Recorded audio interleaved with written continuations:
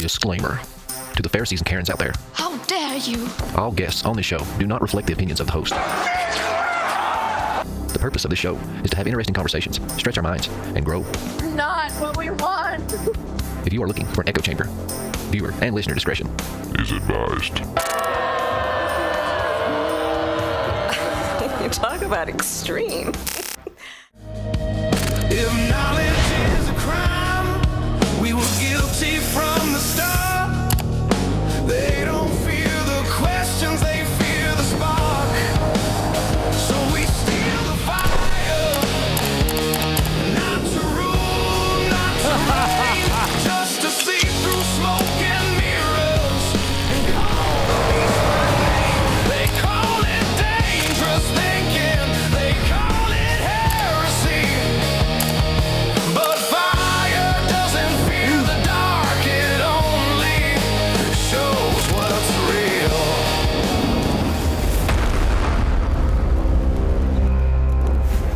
Hey guys, what is happening and what is up? Hold out that glass, because we about to fill it up. Welcome to the Prometheus Lens Podcast, the place where the conversations are always enlightening. I am your host, Doc Brown, and here we like to use the allegory of the Prometheus Lens to take a second look at everything. Hey, if you're new to the channel, welcome to the hero's journey. Be sure to hit that like button and smash that subscribe button. And while I got your attention, guys, please check out this banner down below with all of our social medias at their various outlets. That would be much appreciated. Well, guys, I got a good show for you guys lined up. I think this is going to be an enlightening conversation, pun intended. This is a friend from across the pond. This is a long-distance pal. We hooked up through Instagram, and I've seen him on some of my other friends' show, like Nick from the Occult Rejects. So we kind of got our heads together, got our schedules together, and we finally lined this thing up. So I'm excited to sit down and talk with this gentleman and welcome him for the first time, and hopefully the first of many, to the Prometheus Lens, Xander. Xander, how are you, my friend? And thank you for joining us. Thanks for having me on. Hello everyone listening, watching, and as you said, I think it will be a great conversations, and I'm excited to be here with you today. Nice. Well, I appreciate you donating your time to us. That's life's most valuable asset. You can't get any more time, so I am extremely grateful that you chose to donate some of your time to us and the listeners today.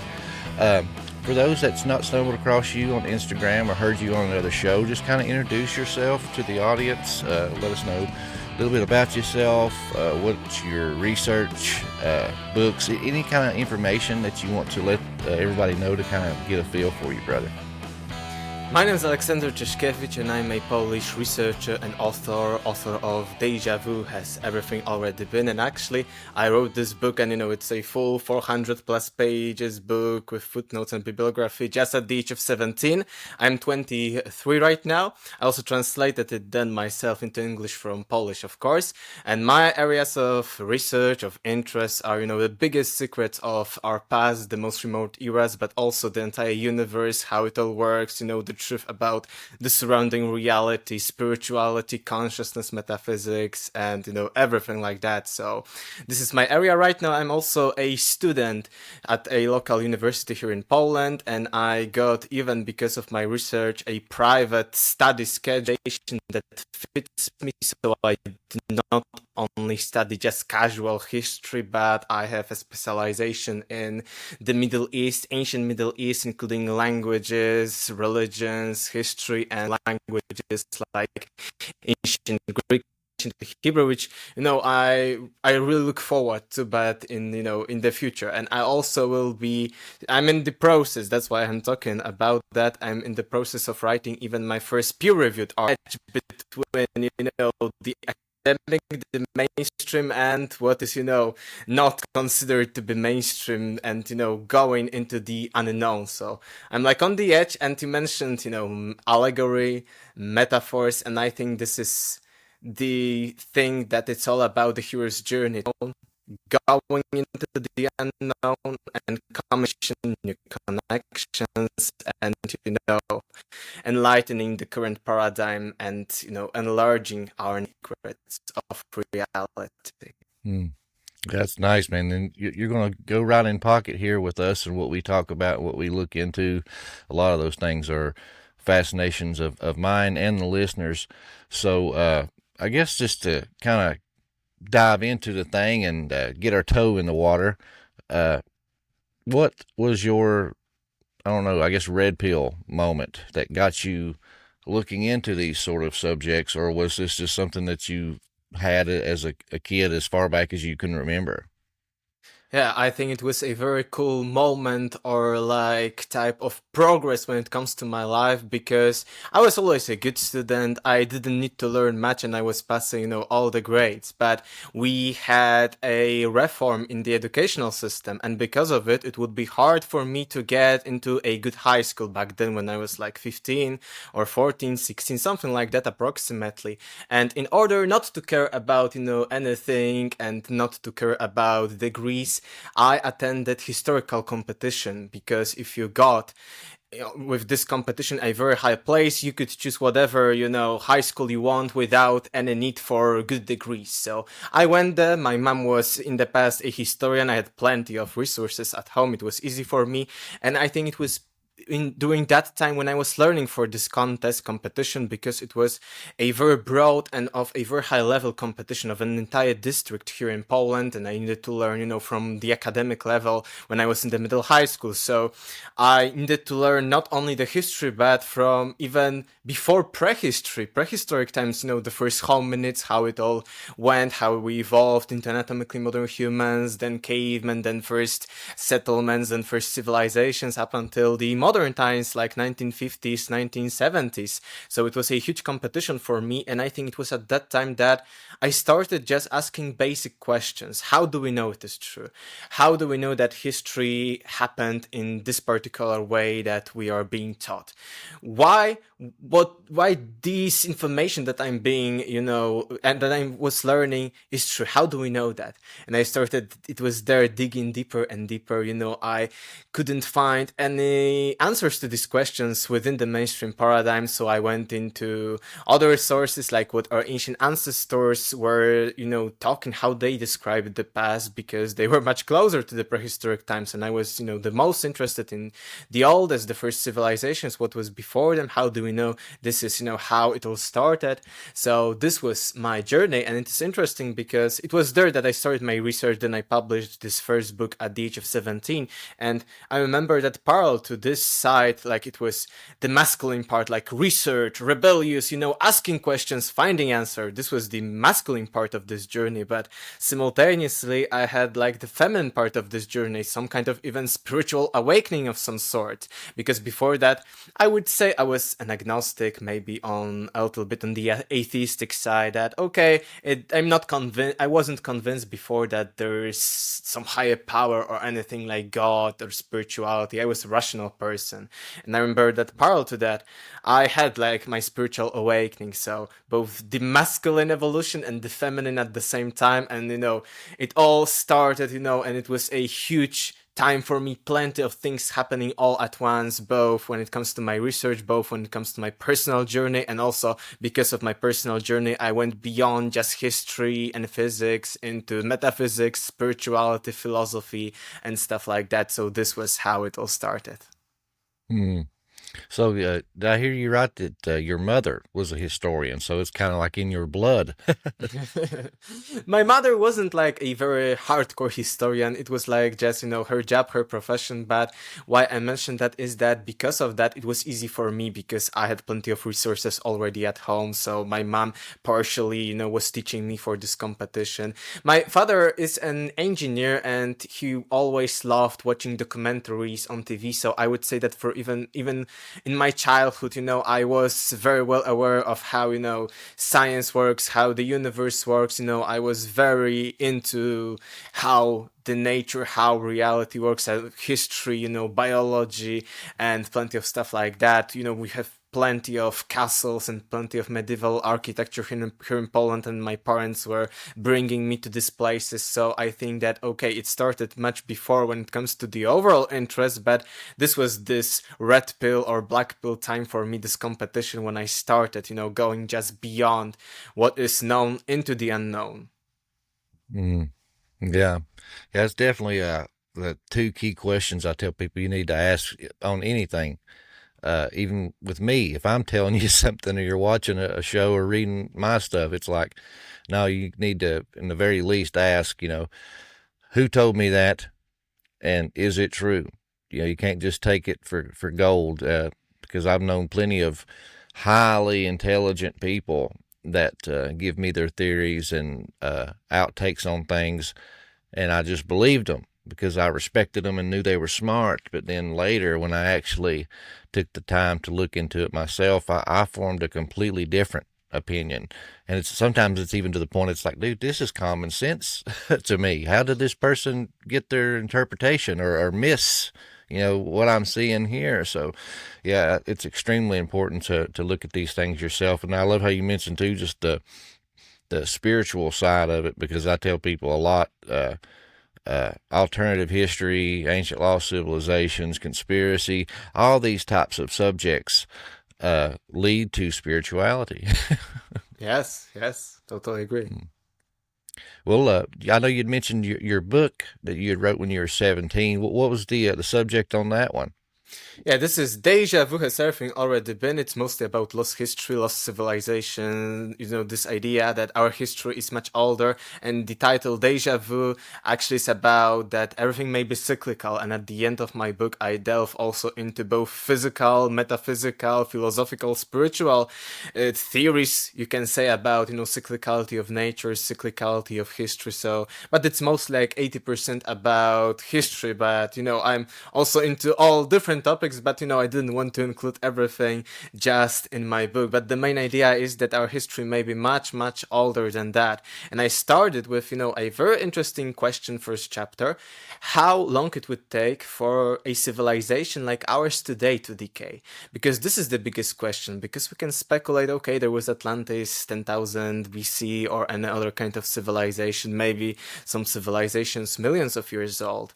But I think the game changer for many people, especially for people who are skeptical to this idea of lost civilizations, is, how old we as anatomically modern human have been here on Earth, which is hundreds of thousands of years. And we, again, in the mainstream, even news, are pushing the dates of anatomically modern humans back and back, a few times in the last 5 to 10 years. And when you look at that and compare it with, the decay of decomposition, decay of materials, of civilizations, you will see, it is like the first shift that there is a huge potential when it comes to our past. If most of the things would decay, decompose, even when it comes to such advanced civilization like ours today in just, let's say, a few thousand years, maybe a few tens of thousands of years, but still, let's say 10,000 years or 20 or 50, let's say we are very skeptical, very conservative, and looking at anatomically modern humans being at least 200, 300,000 years old, and maybe even older than that. And you see that our Earth is even, according at least to, of course, the mainstream paradigm, older than that, by millions of years. You see huge potential that there could have been something on Earth before us, and we may not be the first ones here. Yep. And that's something I can agree with you on. I'm a Christian, but to some Christians, I am a heretic, because there's some that are very rigid, and it's like, if it's not in this, thing we call a Bible, then it's not true. And all this other stuff is lies, tricks from the devil. You don't need to be reading these other, that kind of thing. They're really rigid Christians. But me, I'm a firm believer, especially the more that I research, that a lot of this stuff is cyclical. Mm-hmm. And even with the prophecy, if you're talking about the Bible, so many times throughout the Bible, you'll have a prophecy and you'll see it fulfilled, but then you can see it again. It's like one of those things, it's like an onion. It's got layers and it repeats. And all these civilizations, man, I'll talk about, if they all have similar stories, there has to be a more ancient origin, I believe. So like you said, how many cultures across the world in time talk about this being like the third or fourth world? Yes. It was destroyed by water, and then eventually it's going to be fire. So I think that our Bible, according to the scholars, Earth's only like 6,000 to 8,000 years old. But I take the opinion of that it was much older. It's just that's the time frame that it recorded, or maybe it's just recording this cycle. Yes, and actually, even the idea that there was something before us, it is connected with the Bible, because the biblical famous flood, and that there was some kind of world before. Maybe it isn't compared to a civilization, but still that there was something before the flood, then there was flood, or later Christian historians like Josephus talking about that there will be fire and water cataclysms. Yeah, I totally agree. Right now, interestingly, because as I've mentioned, I went studying just last year, so a few months ago, and immediately, because I was very engaged in these topics, I got this more oriented towards the ancient Middle East and religions and stuff like that, and I started already research, and my first peer-reviewed paper will be about the flood story connection between Mesopotamia, Bible, and India. Maybe probably a few more. We'll see how the final thing will turn out to be. But I started researching, and people say, oh, the biblical version is the only truth, and as you've said, anything except for outside of it is not. But actually, tons of the things from the Old Testament, especially Genesis, are taken from the previous culture. So the same stories that got rehashed, that got changed, and put into the biblical narrative. So Mesopotamian stories are in plenty of ways telling us the same story, but maybe in different time frames with different names and stuff like that. Like, for instance, the flood already was thousands of years before the Bible was written, mentioned in the Sumerian epics like Gilgamesh, later Akkad and Atrahasis, and even the details, like for instance that Noah sent one bird to see if there still is a flood, and this bird came back, and it meant for Noah that okay, there isn't a safe place for this bird to stay, so there is still water, so it's not the end of the flood. Then he sent the second bird, and the second bird didn't come back to Noah, which meant that there is a safe place, and the ark can finally stop and the flood is over. The same thing is already in the Gilgamesh, but I think he sends 3 birds, not 2. But again, in Gilgamesh, it is Utnapishtim, he's also sending 1 bird, he isn't coming back, the second, and then finally 1 bird. He's coming back, but then the final bird isn't coming back, which means that there is, a safe place. The same with the description that the ark went onto some kind of mountainous areas. So, it's not to say that, anything outside is wrong, because even, the Bible as we see it right now and as we have it in the current form was inspired by this previous thing, and we see plenty of connections. Oh yeah, and I'm a firm believer too that this is an ancient story. These peoples experienced this. That's why their stories are all the same and similar, and it's just people write down and record their histories and legends at various times. And I get some people that want to try to throw the Anunnaki, the Epic of Gilgamesh, and some of these stories, the Enuma Elish, and how you see, so many similarities with the Bible. And, according to, our carbon dating, which I think's very flawed anyway, but they say that these are much older. So they're like, oh, well, your Bible's just all made up copycat stuff. It's bunk. And I tell them, I'm like, well, if you go with, the biblical narrative, it says in Genesis 6, at the time of the flood, it says that the angels came down, bred with the daughters of men, made Nephilim giants, and gave them the 7 sacred sciences, and made the humanity so wicked, that's why the flood had to come. So I tell people, I'm like, my interpretation is, yeah, you get these stories that are so similar to the Bible, but they kind of paint these fallen angels as the good guys, if you look at it that way. And I tell them, so I was like, if you believe the Bible, it says the angels came down and were kicked out of heaven first. So, I mean, is it out of the question to assume that you would get their version first because they were here first? Yeah, it's a good connection, the same with, for instance, very often 7 sages, like in India, 7 rishis, 7 Apkallu in Mesopotamia, are connected again with bringing science after the flood to humanity. So I think it is connected to what you said about these sacred sciences, the Nephilim, the giant. And you see the big picture that maybe, we don't don't have 100% all connections, but we see so many parallels that are beyond, any kind of just probability. And at the same time, the differences may point that, some parts at least of the stories were independent of each other, that it isn't just a copy from the older one. Mm-hmm. You had mentioned Atlantis earlier. Do you actually believe that this was a physical city or civilization, or maybe an allegory of the golden age when gods walked amongst men, the pre-flood world? What's your take on Atlantis? Most days don't look like an emergency. That's why most people never think about what they're carrying. We do. Because preparedness isn't about looking the part. It's about being ready anyway. Comfort isn't a luxury. It's what keeps you moving when the day goes longer than planned. That's why every Squatch survival pack is made here, start to finish. Squatch builds packs for people who don't assume the day will stay easy. Rougarou, Mothman, built to last your missions and be passed down when you're done. Squatch survival gear, ready for the next one.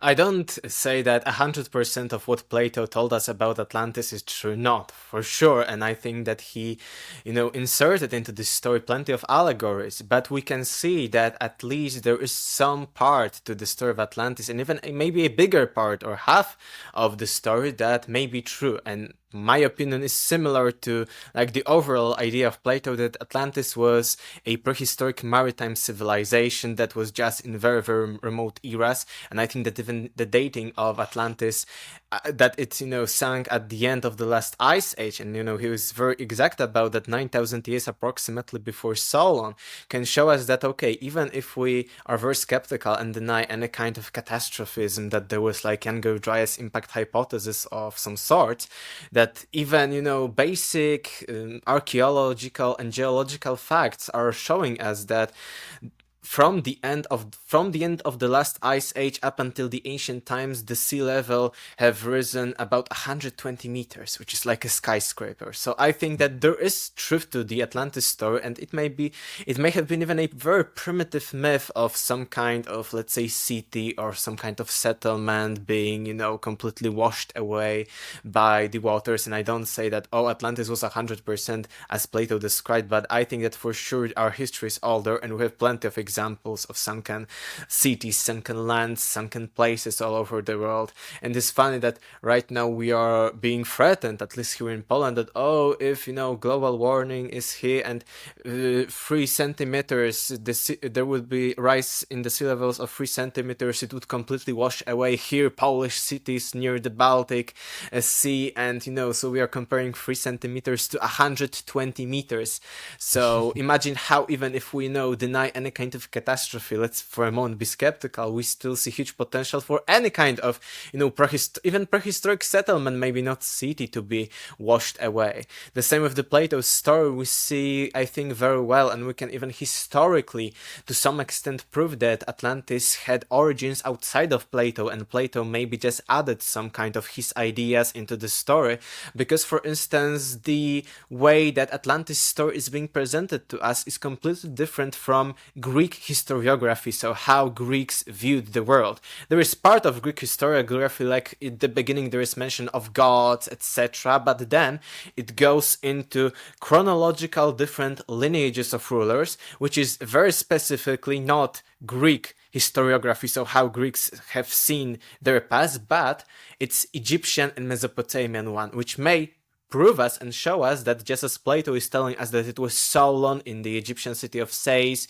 who met people there who told him the story, that yes, maybe I think there is a huge 70% confidence that Atlantis story had its origins in Egypt, and we can very well show it, for instance, with the list kings from Egypt. There are also, of course, Sumerian famous kings list, but in Egypt there are plenty of lists of kings who are also telling us similar, because Greeks didn't have in their vision of their history, such, huge time spans like 9,000 years before so on. But the Egyptians had, they said that, okay, about 36,000 years before the first pharaoh, there were still some kind of gods and demigods ruling Egypt. So I think that this vision of how the story of Atlantis unfolds is, a combination of Plato's ideas, but with these Egyptian origins. Yeah, I read that story, and they're talking about basically they told him that your civilization is like a baby, and it's an infant, civilization. And we've seen times and recorded times. I think they said like when the sun rose in the west and set in the east. Yeah.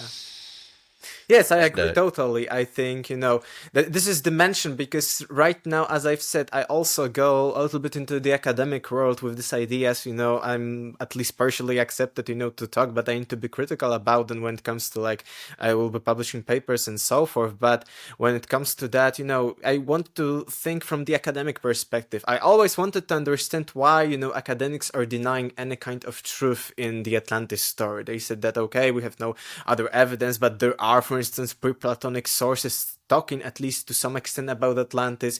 I don't mention maybe parallels which are similar stories to the Atlantis story in different cultures, but for instance, about 100 years before Plato in Greece, Hellanicus of Lesbos used the same word as Plato is using for Atlantis. In ancient Greek, it's like in English, Atlantis.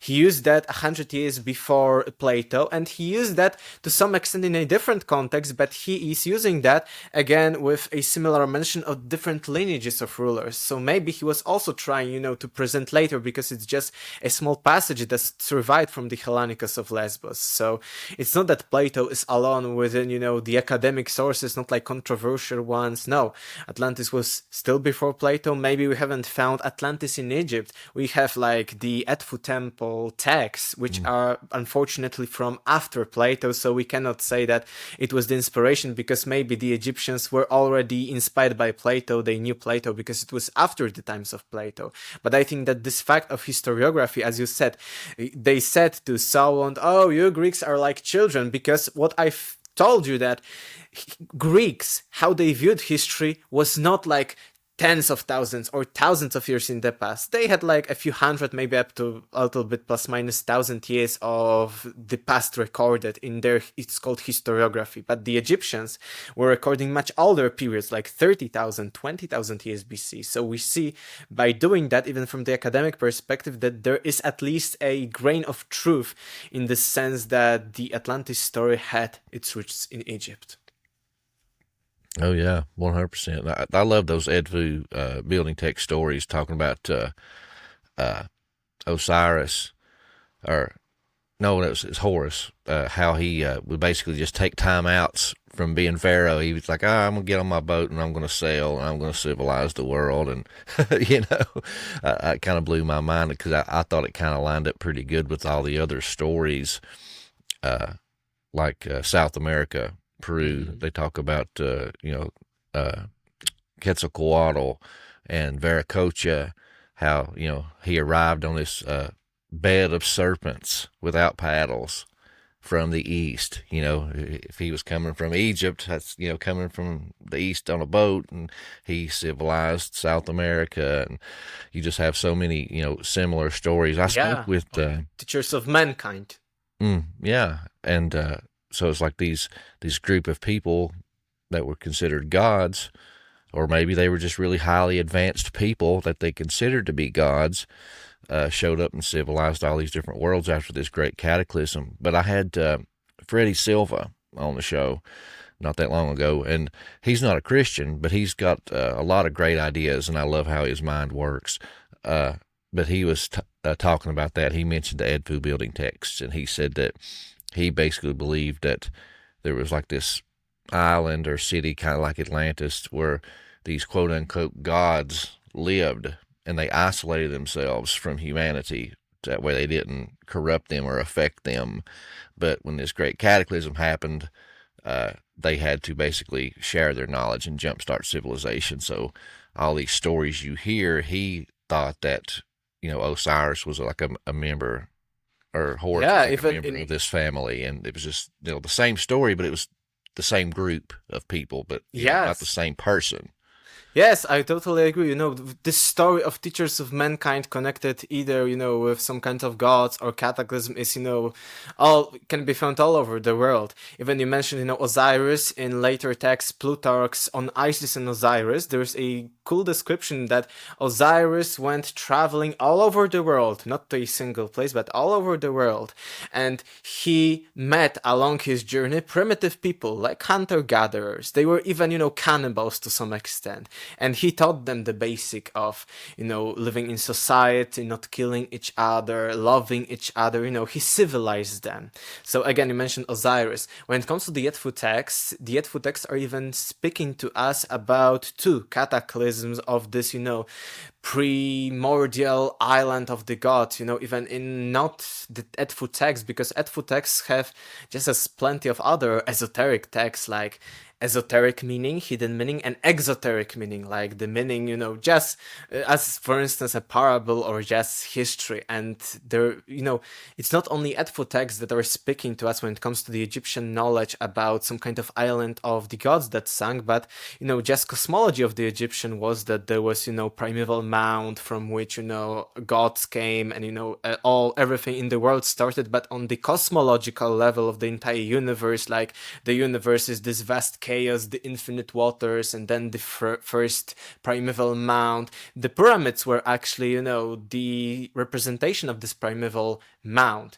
And, from this primeval mound, everything came about. So this is, the deeper meaning that it is on a cosmological level, but it was also probably on physical level, that there was some kind of island of the gods, and, it sank. I think even in that Edfu text, it's mentioned that it sank twice.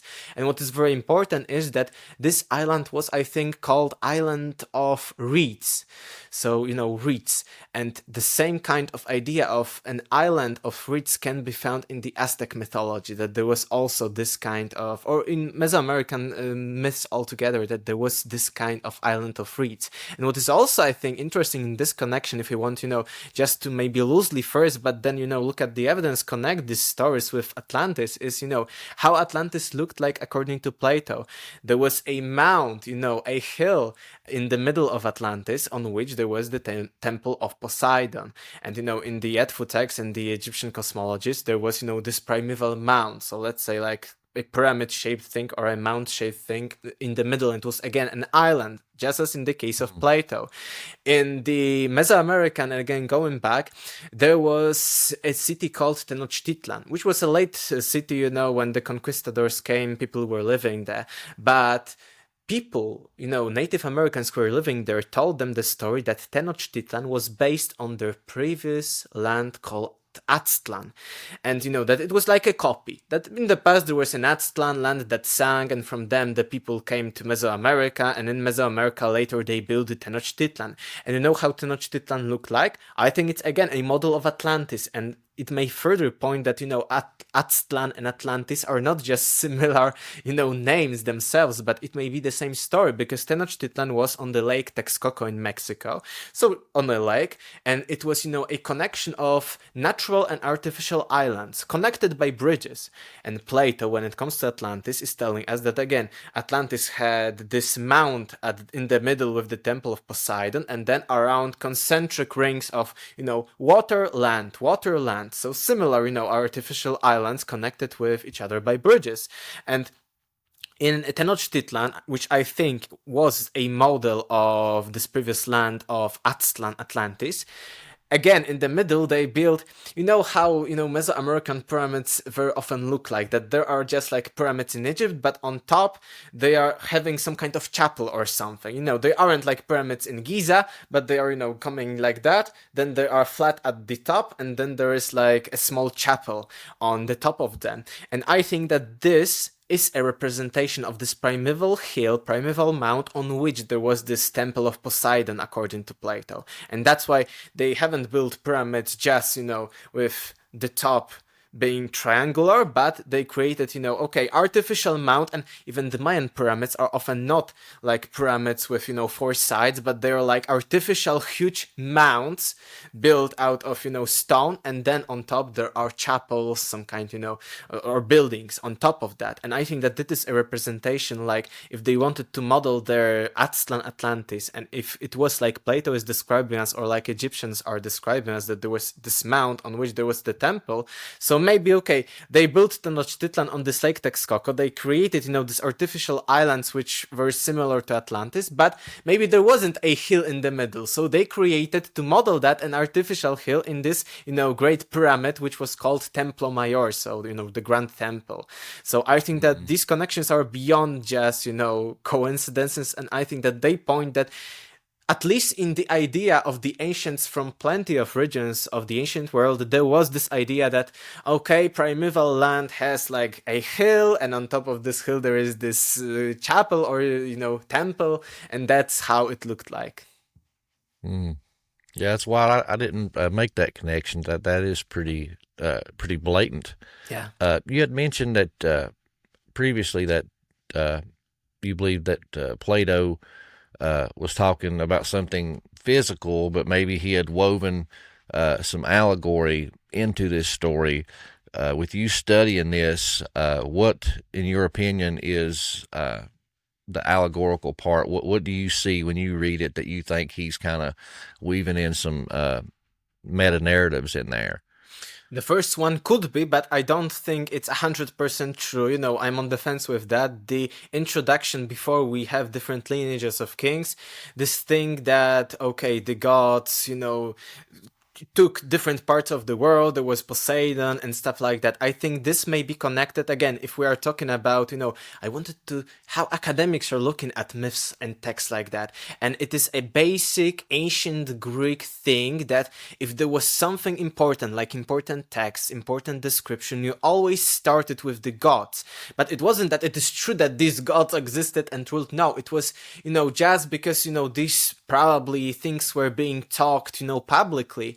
It was like, right now you need to listen because it's important. If we start talking about the gods, it's like in books, we often start the first chapter with this big letter. So it's similar, in the speaking story. If we start with gods, it means it's very important. So I think this was probably the addition of Plato, but maybe, again, reinterpretation of his, because maybe there was some kind of this idea that gods ruled the different parts of the world. Why not? But I think this may be this one of things added. The same, I'm a little bit skeptical, but I, again, see a possibility that it was completely true that Atlantis sank during a single night and day. The same that Plato dialogue, I think it's Critias, ends abruptly with this fall of Atlantis. It's a mystery. Most of the people, skeptics, say, it's a, literature thing that you end abruptly, with this cliffhanger that Atlantis sank during a single night and day. But maybe like that, I see it's as a good explanation, but maybe, we do not have any kind what was later being added. Maybe someone erased that later on. We do not know much, or maybe, and if it was truly a just literature thing, fiction thing, that may be, addition of Plato, to show, if he shows emphasis that he ends the dialogue there and, abruptly, without an explanation, it may be also that Atlantis sinking in a single night and day may also be a metaphor. So I see that, and I also see the wickedness of humanity as being the cause of the fall of Atlantis. But again, it's similar, for instance, to the fall in the Bible. It's similar to other mentions, like even the Hindu idea of the Kali Yuga and Yugas, that people are becoming less spiritual, more animalistic. Plato is telling us that people at Atlantis were not only greedy, conquering different lands, but they also started being like animals. So I see it may be a metaphor, but it also may be to some extent truth if we believe in like something spiritual. So I see these as possibilities of what Plato added. The same, with exact dimensions, that it was like that, because plenty of people are interpreting dimensions showed by Plato when it comes to Atlantis as metaphorical, different numbers that, these these numbers were not ideal and they represented fall or something. So I think that Plato added something, but I think that the core of the story is there. And we can compare it with other Plato's dialogues. Like I think in Phaedo, he's telling us about the Egyptian god of wisdom Thoth, that when Thoth introduced hieroglyphic inscriptions to the people started, losing memory because they started writing things down and they didn't need to memorize everything because they could write things down.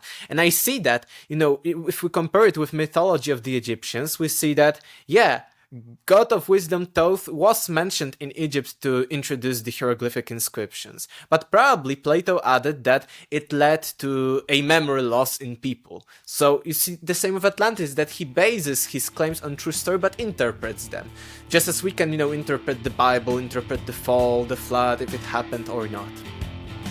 With the price of eggs and bread slowly approaching a day's wages, it's more important than ever than to secure the value of your dollar. One thing that has remained steady is gold and silver throughout the ages.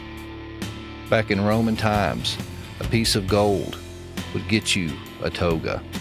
That's the equivalent of $3,000 today. That still remains true to this day. For a full suit, shoes, tie, you're looking at about $3,000. Because gold and silver holds its value. So if you're tired of watching the value of your dollar go down every single day, it's time to get off your hands and make a move. I've recently teamed with Cornerstone Asset Metals. Reach out to those guys for all of your financial needs. It's time to trade in that forever devaluing dollar into hard assets that you can hold, like gold and silver. Be sure and check the link down in the description or the number on the screen. And hey, tell them Doc Brown sent you. Oh yeah, that's something that I also try to tell a lot of people, because a lot of people want to speak in absolutes, and I'm like, man, there's very few absolutes. You can come out and say, I believe this, or hey, I've researched and this is what it draws me to this, hypothesis or conclusion. Because if we're being honest, even the smartest and most studied people in the world are giving educated guesses. So I do not claim to know the exact truth. I show you, okay, this is possible, and stuff like that. Mm-hmm. And one thing I found interesting when reading that and studying, I've not took deep dives. I just kind of looked at 30,000 foot view and seen some other people talking about some things and their ideas. But I was one of those that believed that it was like an allegory of the pre-flood world. The wickedness of man when gods walked amongst men, and the Great Reset, the flood, coming and wiping out civilization. I thought that was like another retelling, of Genesis 6. But when I was looking into that, some things I found interesting was there was 10 kings, and they were the sons of Poseidon. So here you have what the Bible would refer to as Nephilim, hybrid beings. They ruled over humanity, and they divided up the realm amongst themselves to rule. So you kind of had like this divine council at Atlantis. So I think that's kind of like the Bible, the divine council. And I see a lot of imagery of Babel too. A lot of people get hung up and just say, oh, that's when they built this tall building and God divided the languages. But when you get into Deuteronomy 32, that's a retelling of that story. And it says that not only were the tongues divided, it says the peoples, the nations were divided amongst the sons of God. And that's where God calls out Abraham. He says, this is my allotted inheritance. These are my people. You can have the rest of them. And I think we kind of see some mirrored images of that right there, but with Babel and the dividing of the nations, and also the 10 kings. You see that, I'm trying to think, because 10 symbolically is a set, a whole number. It's like totality. And the book of Revelation talks about the end times. It's a return of the golden age in Atlantis, I think, because it talks about the dragon with the 10 horns. That's the 10 authorities, over the nation. So it's kind of like a return of the golden age, so to speak. Yeah, this idea was, in most of the occult literature throughout the centuries, exposed that, there will be coming back to this age of Atlantis, the new Atlantis, Bacon and others. Even I see this symbology in, the founding of the United States, the Washington, everything is, occult, and everything, is astrological to some extent. All of this symbology, it is, I think meant to do that. The same with, the famous, on the back of the $1 bill, with this famous pyramid with the all-seeing eye. There is, this pyramid, all-seeing eye at the top, which, may be connected to this idea of, enlightenment or something, new world or something. And you see at the bottom, there is, of course, the date of the founding, 1776, and then you see different steps. And I see plenty of interpretations of these steps, for instance, with Mayan calendar and others, that these steps, are like counting the days till the, New World Order, or, the coming back to Atlantis. And plenty, of educated, plenty of, maybe some people would call them geniuses throughout the centuries, both in Renaissance and later on, believed in this idea of coming back to the Atlantis. So I think that there is something going on there. The same we talked about, cyclicality, in India and plenty of other regions. It's all cyclical, there's coming back always to even this golden age. Yeah, and especially like in America, you have so much talk now with Donald Trump. That's something he just keeps saying. It's going to be a golden age, a return of the golden age. And if I'm not mistaken, isn't there 13 steps on that pyramid? I think so, yeah. And I think, if I remember correctly, it was, the golden age between, or it was first interpreted as 2012, and it, was really, cool. But then 2012 happened, and right now I think people say it's 2032, similar to this conspiracy theories like New World Order 2030, agenda here in Europe 2030. So these steps should, point to this, if we accept that they are, counting the Mayan cycles, like I think cartoons or something like that. Which honestly, yeah, things are never what we think that they are. Even like, if you like use an American context, it's like if you always wanted to go to Disney World, in your mind it's so much bigger, so much more grand. And then when you go, yeah, you might enjoy it, but it didn't meet the expectations that you had in your head. And that happens a lot. Even like with the biblical text, they thought their Messiah was coming and going to be this conquering king and free them from Rome. But he showed up and he freed them, but he freed them from the principality of Satan and conquering death instead. So it was a metaphysical thing, but they were looking at something they thought it was going to be just more grand. I think that's the same with the 2012 Mayan calendar, because yeah, that was a big deal. I'm 41, so I remember when that was rolling around. I was old enough to, hear what people were saying and talking about it. But now looking back, a lot of people that I talk to in this space, spirituality, conspiracy, alternative history, all these kinds of things, a large percent, and myself included, had like their I hate to use a new age term, but like their awakening, their red pill moment was in 2012, man. It was like there was a light switch that went off and just turned a lot of people's eyes on. Yeah. Yeah, and I think you mentioned that, this idea that people thought, oh, this would be something great, and it turned out to be, on the metaphysical level. And I think that the golden age is truly all about or mostly about metaphysics, not like, heaven on earth, like physical one, and everything golden age that, all is good.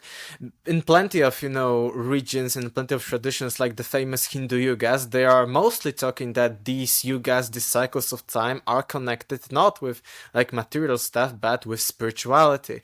That in the greatest age, the golden age, Krita Satya Yuga, there is full spirituality, and there is a metaphor of cow standing on four legs, so full spirituality, 100%. And this is, the famous era of Mahabharata and other kind of, texts which are talking about people talking just telepathically, people who are blind physically seeing something through what we would call today remote viewing and stuff like that. So the spirituality is full.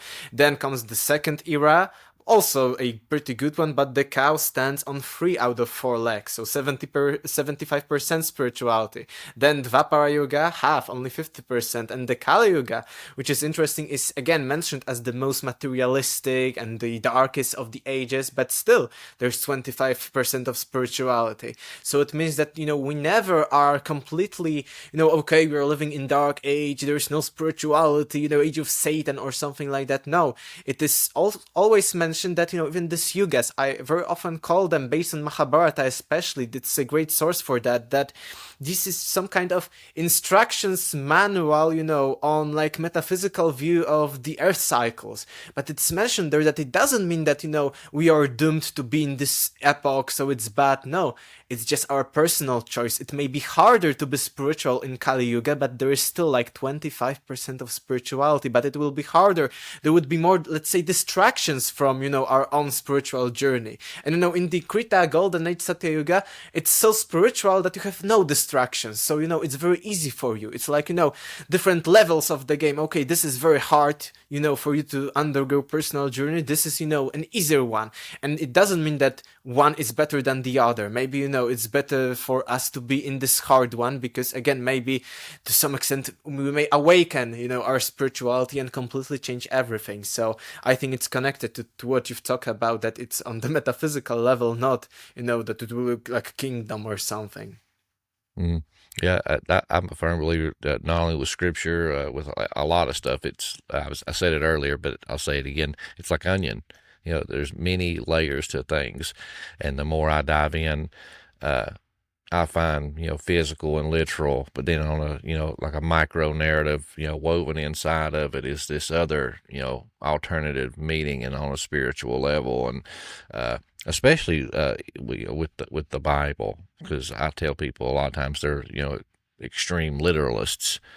And I'm like, when I pitch, I'm like, yeah, I believe that, but also I see this, and this, or whatever. And I just tell them, I'm like, if you proclaim to believe in a divine architect, the creator of the world, the universe and all this stuff, how, what's the word I'm looking for? How ignorant could you be to think that, this is just plain Jane for me to read, and it's literal, like stereo instructions. Well, no, you're talking about the supreme being. You don't think that his word is going to be multidimensional and speak and reveal things to certain people with different perspectives and speak to them like a living document? I think that's kind of ignorant, in my opinion. Yes. And what's interesting, again, that I was really always into, ancient religions. I wanted, to see, how spirituality evolved, because, again, mainstream is telling us, spirituality is just evolutionary thing for us to have, like, internal hope and not to kill ourselves and, to be good evolutionarily. But what I found out is actually that most of the, most ancient religions, like the Egyptians, like the Sumerian to some extent, like the Indian one, if you truly analyze their spiritual literature, you will see that there is always this idea of this primeval god, the source, or something like that, because plenty of people believe, Egyptians and other were so primitive, believing in all of these gods personified, etc. But if you see at the Egyptian cosmology, they had this, true creator of everything before the gods. For instance, in the Heliopolitan version of the story, it is Atum. And what is very important is that Atum is again this idea of a god creator that is, beyond anything, let's say material, and, beyond any kind of even human understanding, because Atum, in comparison to other Egyptian gods, was not, in this version at least, it was said that you cannot, describe and you cannot, show how he looks like, what it is, because, it is, the source, this is the true God beyond, before even I would say material realm, before, any kind of form, when, there was just, unity, formless void or something. Similar to the Hindu Brahman, not Brahma, but Brahman, it is often called by them the primeval consciousness of everything, that, everything goes out of the Brahman and comes back to this Brahman, and, it's something like on the primeval level, and, it completely shatters, in my opinion, this belief system that of the evolution of religions, from shamanism, okay, but then, polytheism, okay, people were so stupid, they thought there were plenty of gods, and then finally they had an eureka that, okay, but who created the gods? We need a, single god, and that's how monotheistic religion happened. No, it's a different story if you analyze, even the ancient texts, and I see that, this version of that there is one true god is prevalent in, most of these ancient, at least, cultures that I've studied, that there is some kind of, creator at the source of everything, and the other gods are just, secondary entities, maybe, higher than human beings, but again, they are not like on the same level. Yeah. And once again, all the similar stories that you got of, the demigods, or the parent gods. You have certain gods that create and everything, and then they make some offspring, and then that offspring rebels and overthrows the parent gods, and the rise of the new pantheon. You see that a lot in many legends, mythos, religions, whatever title that you want to put on it. But man, I can't wait to get you back on to dive into some other subjects, because you're kind of like me, bits and stuff of a lot of different subjects. So I could see several conversations us having in the future. But with you diving into all these different subjects and things, I know you'd said at the beginning, more often than not, when you search these things out, you find out that either academia is completely wrong, or they're completely gatekeeping and lying and obfuscating the truth.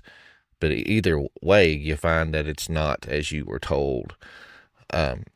With all of your research, is there one thing that stands out the most to you that just blew your mind? Like you could never have believed that they were wrong or would have lied about this, and you figured it out, and kind of like I refer to it as like a skeleton key.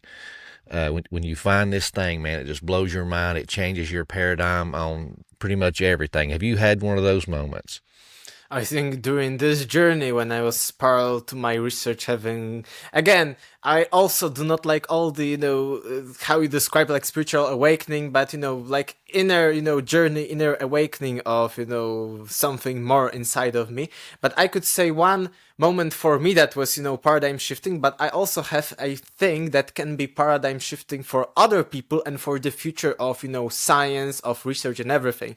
When it comes to my own personal life, that was what was most, paradigm shifting, was that from the very early age, I was mostly an atheist or agnostic, maybe with a little bit of atheistic side. So I haven't seen, anything that was convincing me that there is higher power or something. But when, again, I started having this spiritual journey, I started, having dreams, prophetic dreams, but not in a sense prophetic that they were big ones, like lottery ticket numbers or like who I will marry or something. No. Everybody wants that lottery dream, don't they? Yeah, but prophetic that, they were about the future, and it was, crazy coincidences. And I think this was the most this was the biggest shift in my life that completely, wrecked any kind of disbelief in the spiritual. After these experiences, I am convinced 100% that there is much more to, this reality than just material stuff, that there is some kind of,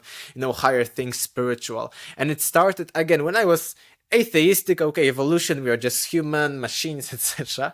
And, these were just, basic dreams. Okay, a dream of speaking to a colleague from my class, but, very vivid in a particular environment, and he is speaking to me about something I don't know even about, like future exam 2 months or a month later. So I was okay, just a dream, nothing crazy. But then I had like this deja vu. That's why, Deja Vu is called my book about, cyclicality of everything. But I started having deja vus that, wait a second, I started everything, with all the details that was in my dreams before a week, 2 weeks, or a month before started happening in real life, but these were so minor things that were completely unnecessary for me to know, these weren't like big things about some kind of decisions, no, but I think these were like signs for me that, I should wake up, that there is much more to this reality, that, if it were completely things that you couldn't explain, that, oh, it was my mind projecting and then it happened similarly, so I feel deja vu. No, it were the exact details that I couldn't have known before, during the time I was dreaming about it, because for instance, it was about an exam in the future, which we even didn't start learning for, a topic that I never heard about. And I had the dream and, the setup, it was everything, even, the alignment, for instance, I was in this direction and, everything the same. And, but the biggest of these was like meeting a person I had never met before, like having dream of this person that, okay, this is a person. And he was very specifically looking. He was tall, he was having crazy hair. And I had a dream that this is a relative of a person I barely know, like from class, but I barely know this person. But this relative of this person was no way like looking similar to the person I knew, like colleague of the class that I almost didn't know not anything about. And then I met this person without my colleague, and it was crazy, and I said, wait, this is the same person. And it was during a school event in which we had to go with our relatives to school to sign some papers. And I remember seeing this person alone without my colleague, but I said, wait a minute, it's this person from my dream. I never, even thought this person was not looking alike my friend, so, maybe I subconsciously thought that this may be relative of this person. No. And, there was a queue to sign document, so I went after this person in the queue, and I remember seeing this person signing and talking, with some people, and it was, this relative of this person alone without the other person. So I was, this is beyond any kind of rational explanation. So such dreams started, I would say, back then, my spiritual evolution and coming, out of just materialism, atheism. So this is what personally shifted me the most. And, after such things, there were a few of them more, I completely stopped, neglecting any idea that, okay, maybe it's an illusion, of our minds to believe in spiritual. No, I am firm, believer, but, from experience, like, okay, I don't believe, but, from experience, I have like belief, but in knowing that I know, there's something more. So this was the personal experience, but I think the biggest shift for future when it comes to, the world is that science, actually, when you look at but it's for another conversation because it's too much. Science isn't actually about either coming after truth, but science also, as science does not apply to anything spiritual, because in fundamentals of science, fundamental assumptions, philosophically, science has that there exist only natural things and that everything is rational. So everything supernatural is just beyond the boundaries of application of science, beyond the domain of science. And I think it's a huge thing for people because, again, science tries to debunk religions, debunk spirituality, say that we are some idiot or something, or just primitive, low IQ people, etc. Very often people claim such things that, religion is just stupid and we should go into, atheism, rationalism. But actually they cannot disprove us with science, because science at the current moment within, its paradigm is only applied to the natural material world and only rational things. So anything irrational, and very often spiritual experiences are irrational, hard to describe by rational thinking, it's all outside of its domain. Mm-hmm. Yeah, they're two totally separate islands on the same ocean. But I tell people, I think science is kind of man's way of trying to wrap their little brains around God and phenomenons that they can't explain. It's kind of like, for instance, like the biblical story of Moses parting the Red Sea. Mm-hmm. From the metaphysical, spiritual side, we're like, oh, the power of God. divided the waters so they could go across on this dry land. But then you have the atheists that go toward the science. They'll look at the same event and say, oh, well, and I'm just throwing stuff out, so don't think that I'm, breaking ground on all this kind of scientific revelation stuff. I'm just using this as an example. But like, oh, there's a fault line right there. And if an earthquake happened right there next to that fault line, and then we recorded a tornado around this certain time too. So the winds and that earthquake, could have separated the water. That's a natural thing. So therefore it's not miraculous, try to, take away the miraculous part of the Bible by explaining it this way. And I tell people, I'm like, I don't think you have to draw a line where you're saying, oh, it's all science, or I'm science, or oh no, I'm faith. I think it's just the same thing. It's just two different types of methods to try to explain the same phenomenon. And I tell people, I'm like, I don't think it desupernaturalizes the Bible if you have scientists trying to explain miraculous things in the Bible in a natural way, because I tell people God created all this. So I think it's very likely that he would use the elements that he created inside of his, machine. Mm-hmm. Yes, but what I wanted to meant was that science at its current form, and I think this is the biggest thing about, why it's so limited for any kind of spiritual ideas, trying to debunk everything, is that, one of the definition, because again, there is no single definition of science. One of the definition of science would be method of understanding natural world rationally. So you see huge, bubble, huge limitation that, okay, but what if something is, to this description, unnatural, supernatural, we often call, or what something is illogical, irrational. So it's only a rational way of understanding the material world. So that's what I meant. Okay, gotcha. Well, I guess before I let you go, because I am curious, I usually try to keep these shows around an hour. Mm-hmm. People have the attention spans of squirrels most times, and that's me included. But you wrote this great book. You're obviously a well-read, well-researched young man. I can call you the real book age. Behind me. People say, "Oh, so, I know." No, you see, I can put. Yeah. But I know you'd mentioned that you're working on some papers to be peer-reviewed. Is there any future books in the works or in your head that you hope to or plan to write in the future? I plan, but I think right now I will focus both on research, maybe on papers, but for sure I will publish more books in the near future, but I don't have this year I'll publish something or next this amount of months. No, if it happens, it happens. Divine timing and stuff like that. Awesome. Well, Alec, man, I appreciate you coming on, and I meant what I said. I want to have more conversations with you. So now that we kind of got our time zones figured out, I don't know, maybe we'll just time stamp this time, and maybe next time we can just book it for this same time again. But I appreciate you coming out, man. For anybody that maybe wasn't paying attention at the start or came in and was distracted and missed at the beginning, just go ahead and let everybody know, who you are. Websites, YouTubes, anything that you'd like to plug, that way they can find you and your work, man.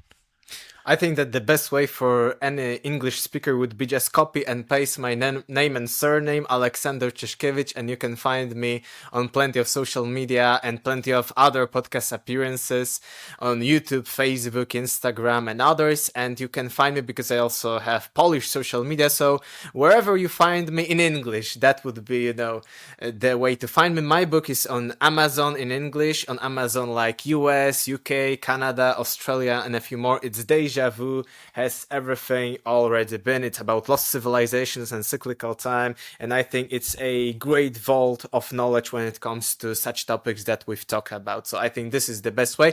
I'm from Poland, I'm a researcher, author, and I think within our conversation we talked enough about what are the topics. So thank you very much, really enjoyed this conversation, and I think that yes, we should do another one again, because it was just the tip of the iceberg of everything, but really enjoyed it. Oh yeah, I mean, I enjoy the good conversations and learning new stuff from people that are going down different rabbit holes than I am, because I tell people all the time, there's so many rabbit holes. You can find one, let alone two, but one good one, you could be digging and going down for 40, 50 years. So these conversations are nice to find other people in different rabbit holes. That way you can kind of spread your blanket on the knowledge bombs that are going around today. Well, guys, man, I hope you enjoyed that. Be sure to check out Xander's stuff. Like I said, he's on Instagram. That's how we connect. And you can definitely go to Nick's show, The Occult Rejects. If you are a longtime listener of my show, you are familiar with Nick and some of the work that I've done with him. Xander is on there, been on there a couple times, talking about some really cool stuff like we talked about today. So check him out, contribute to his work, guys. Hey, and thank you for coming out. And just remember, the difference between the known and the unknown is the journey. So, good journey, guys.